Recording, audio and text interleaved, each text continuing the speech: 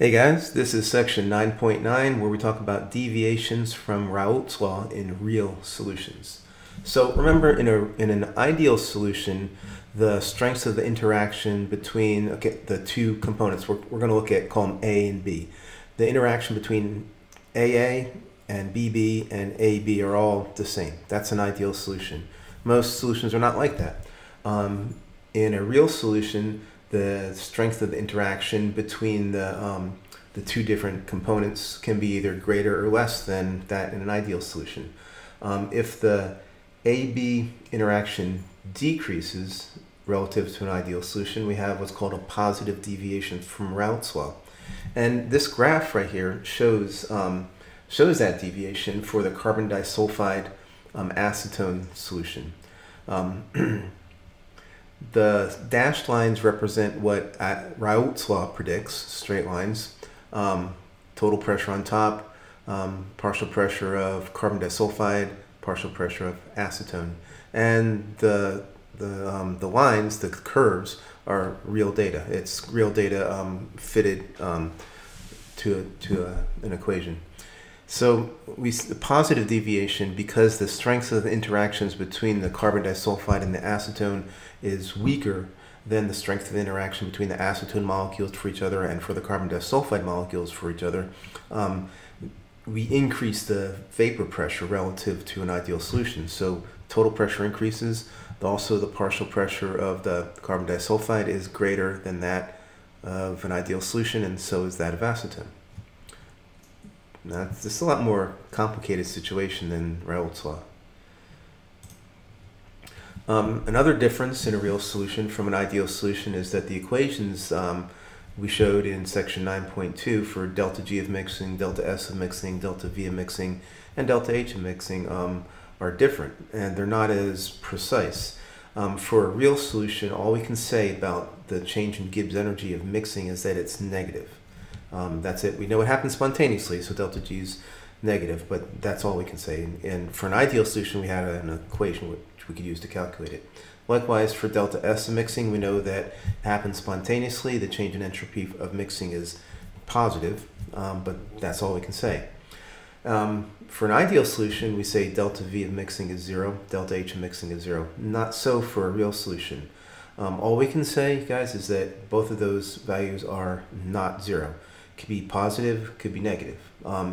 And what's going on there, let's say, for both the delta V and the delta H, is that because the strength of the interaction between the AB interactions is greater or less than that of the pure components, if we increase the strength, if we make a solution and the strength of the AB interaction is greater than AABB, that means that we're going to probably decrease the volume compared to the volumes of just the pure components. Likewise, the opposite's true. If the interaction is weaker, probably going to increase the volume when we mix those two components. Also, delta H, we can get a negative or positive delta H for the same reasons. This graph is showing for the chloroform acetone solution, for a chloroform acetone solution. This is the molar volume, the volume of 1 mole, the change in volume of 1 mole as a function of the mole fraction of chloroform in that solution. And you see we get a positive deviation in some areas and negative deviation in some. These are pretty small numbers, right? 0.025 milliliters and 0.175 milliliters. It's not very much for 1 mole of the component, but it's not 0. That's the point, and it's positive or negative. So let's look at that. What we're going to talk about here are called partial molar quantities, and we can have a partial molar quantity for any extensive property. Gibbs energy, enthalpy, internal energy, Helmholtz energy, entropy, volume, any extensive property. We denote partial molar quantities by putting a line over the symbol. So bar G's is the Gibbs partial molar and the value for the partial Gibbs molar energy and partial molar volume and so on. Now let's look at volume, because that's probably the easiest one to think about.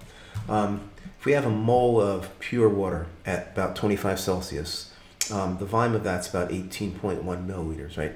1 mole is 18.015 grams. The density is just less than 1 gram per milliliter, so it's just over 18 mils, over 18.015 mils, about 18.1.